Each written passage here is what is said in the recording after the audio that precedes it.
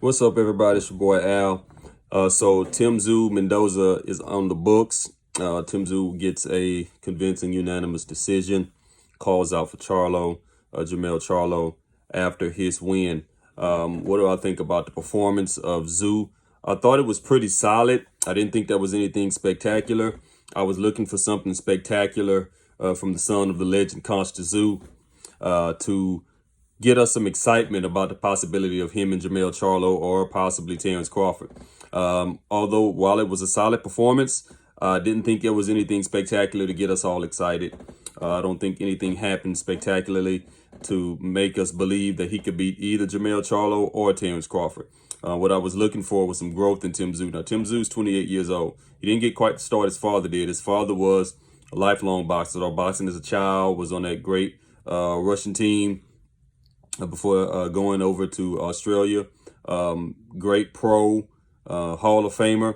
Tszyu didn't start like his father, so he's not like his father. What I thought about the fight, I thought it was a solid performance. I thought Mendoza hit him with some pretty good shots, even although Mendoza's not a knockout puncher. Mendoza did have his moments, but Tszyu was just too strong. He was too solid. One thing I'll say about Tszyu, he's a good puncher, but he's not a spectacular puncher like his father. I feel like if you were going to show that you're a spectacular puncher like your father, you should have been able to knock out someone like Brian Mendoza. So that one, I think, again, it didn't create the excitement that I was looking for it to create. I don't think I saw anything from Tszyu, again, that would make for a spectacular fight with either Charlo or Terrence Crawford. For one, he's too much of a 1-2 puncher. And I know you're saying, some of you may be saying, well, his father was a 1-2 puncher. Yeah, but his father's two could knock anyone out. He was the first man to stop Julio Cesar Chavez. That's how hard he punched. His father was a freakishly good puncher. And I don't think I need to remind anyone about one of the most, if not the most viral boxing video of all time of him knocking out Zab Judah. Zab Judah gets up and does a square dance after Tszyu knocks him down. So we know what kind of punching power Tszyu had. I don't see that from Tim. I don't see that kind of punching power. He tries to throw the 1-2 like his dad. You know, when your dad's famous for something, it's not a strange thing for you to come behind your dad and try to be famous for the same thing. So he tries to put together the 1-2 just like his father did. But he doesn't pack the same punch his father did. His father's 1-2 would put you on your butt. Although he's been able to knock out a few people with his 1-2, his 1-2 is not as spectacular as his father's is. Also, he falls in love a little bit too much with his 1-2 for me. That's just for me.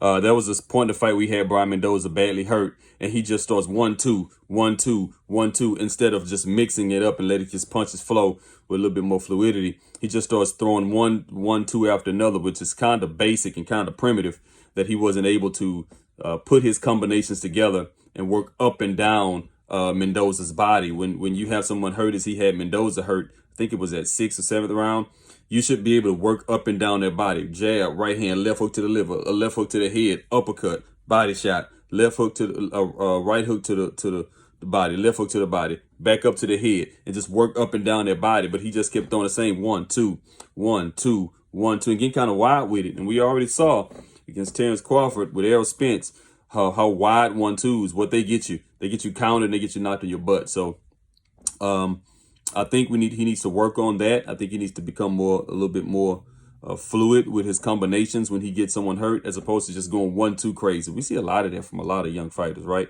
They go 1-2 crazy when they get you hurt. We know one late bloomer who was like that, Deontay Wilder. Got you hurt with a 1-2 and then just went 1-2 crazy. No left hooks to the liver, no uppercuts, none of that. Just 1-2, 1-2, 1-2, one after another. And we know that that's not going to beat, we sure know it's not going to beat Terrence Crawford. I don't think it's going to beat Charlo either. So while it was a solid performance by Tszyu, one that keeps him undefeated, I don't think it's one that makes us say, oh my God, I can't wait to see him versus Charlo. Oh my God, I can't wait to see him versus Terrence Crawford. So still waiting to see who's going to be that person that steps up and gives us that performance that gets us hyped about getting in there with one of the big names. Still waiting to see that performance from somebody who's a little bit on the outside, trying to get on the inside, giving us a performance that gets us ready to see a face-off against a Charlo or a face-off against Brian Mendoza.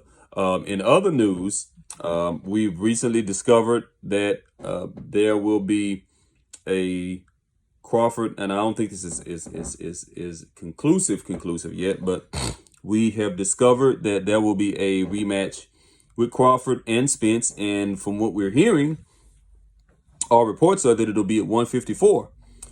So that's something to get us excited about. I mean, what do we think about that? Do we think that that fight will go any different at 54 as it did at 147? Do we think it'll be a little bit easier for Spence to make weight?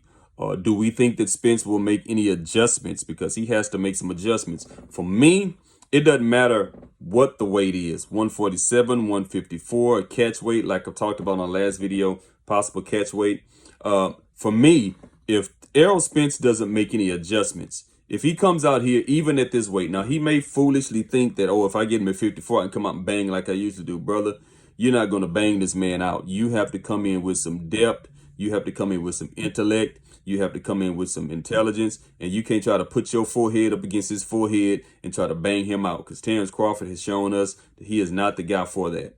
So while I'm excited at the prospect of the fight happening at 54, may give us a little bit more to look forward to. A lot of people think that the fight was such a whitewash. The first fight was such a whitewash. We don't even need to have a part two anyway. But maybe this gets us excited about the prospect of seeing, okay, now let's see what Errol Spence can do at 54. If the struggle was the weight and not the wreck, if it was the weight and not the wreck, then let's see what he can do at 54. Let's see if his balance is any better. Let's see if his punches flow any more fluid. Let's see if he's picked up his defense, things like that. Because just for me, on the outside looking in, there are too many holes in Errol Spence's game that putting on 6 pounds won't solve.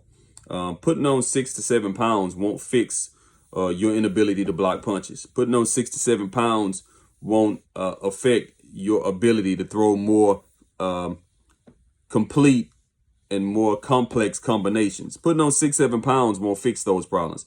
Putting on 6, 7 pounds won't make you a better boxer. They won't make you quicker or faster. They may make you a little bit stronger. But I think we've seen in Terrence Crawford that he can handle strength. And so what do we think is going to happen at 54 between Spence and Crawford? Do we think it's going to be the same? And do we think Tszyu has done anything to put his name in this hat? Do we think Tszyu is a player, or do we think he's a pretender? This is your boy Al. Don't forget to click like and subscribe to our channel. We're going to be posting more videos talking about boxing. We're going to do some historical matchups. We're going to do some what ifs. We're going to talk a little bit more about Floyd Mayweather in the future. I know some people have been wanting me to get on that topic, talk about that. So we're going to do that. We're going to get on some things here. We're going to keep your attention. So don't forget to subscribe to the channel, like the video, tell your friends. It's a dude out there that's talking boxing that really know what he's talking about. This your boy Al. Holla back.